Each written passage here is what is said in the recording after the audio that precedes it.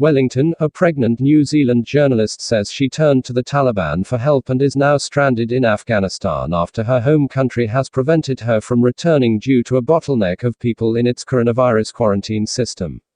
In a column published in the New Zealand Herald on Saturday, Charlotte Bellis said it was brutally ironic that she'd once questioned the Taliban about the treatment of women and she was now asking the same questions of her own government. When the Taliban offers you a pregnant, unmarried woman safe haven, you know your situation is messed up, Bellis wrote in her column.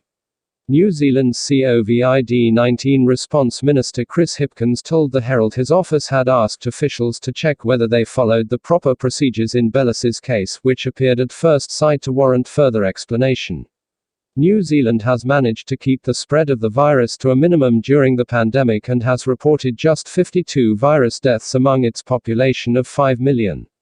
But the nation's requirement that even returning citizens spend 10 days isolating in quarantine hotels run by the military has led to a backlog of thousands of people wanting to return home vying for spots.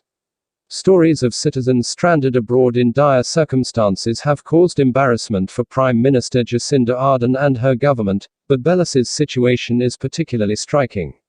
Last year, she was working for Al Jazeera covering the withdrawal of American troops from Afghanistan when she gained international attention by questioning Taliban leaders about the treatment of women and girls.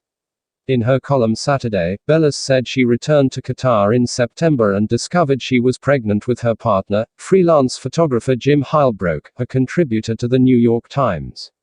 She described the pregnancy as a miracle after earlier being told by doctors she couldn't have children. She is due to give birth to a girl in May.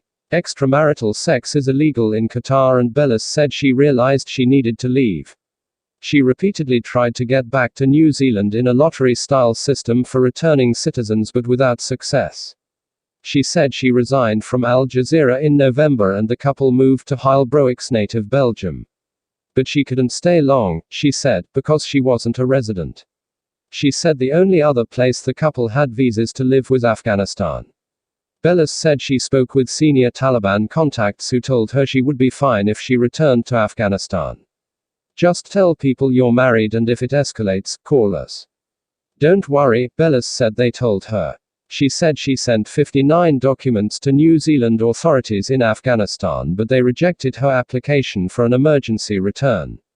Chris Bunny, the joint head of New Zealand's managed isolation and quarantine system, told the Herald that Bellis's emergency application didn't fit a requirement that she travel within 14 days. He said staff had reached out to Bellis about making another application that would fit within the requirements. This is not uncommon and is an example of the team being helpful to New Zealanders who are in distressing situations, Bunny wrote.